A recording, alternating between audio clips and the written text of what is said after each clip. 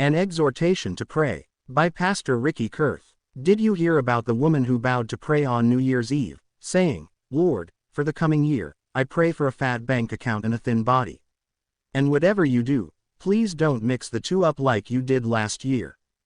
While Christians often forget to pray for others, most of us remember to pray for ourselves, especially when it comes to things like that. Of course, you wouldn't think a pastor would forget to pray for others, but pastors are Christians too. So Paul wrote to Pastor Timothy, saying, "I exhort therefore, that, first of all supplications, prayers, intercessions, and giving of thanks, be made for all men." I Timothy 2:1. Now, when Paul only exhorts Timothy to pray after charging him to teach no other doctrine, 1:3-18, it's easy to conclude from this that praying is not as important as teaching. But an exhortation from God is a serious thing. After the Lord told the Jews that the blood of all the prophets would be required of this generation, Luke 11:50-51, Peter chose to exhort them, saying, "Save yourselves from this untoward generation," Acts 2:40.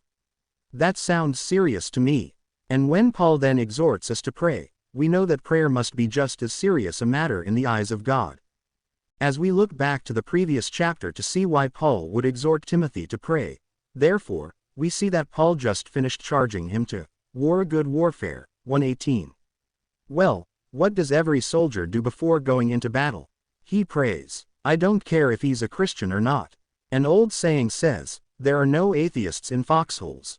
Yet, as Christians, it is so easy to forget that God has called us to wrestle against principalities, against powers, against the rulers of the darkness of this world, against spiritual wickedness in high places, EPH 6:12. After Paul went on in that passage to describe the armor God gave us to conduct that warfare, version 13:17, he exhorted the Ephesians to pray, verses .18.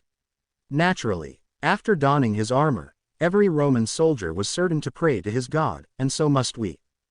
Beloved, we must pray for the lost with whom we share Christ, and we must pray for the saints with whom we share the mystery, if we hope to war a good warfare against the wicked spirits that are keeping them in darkness with their doctrines of devils. I Tim 4:1. If you are laboring to bring souls to Christ and then build them up in the faith, why not follow the example of Epaphras, who was always laboring fervently in prayers, that people might stand perfect and complete in all the will of God. Col. 4:12.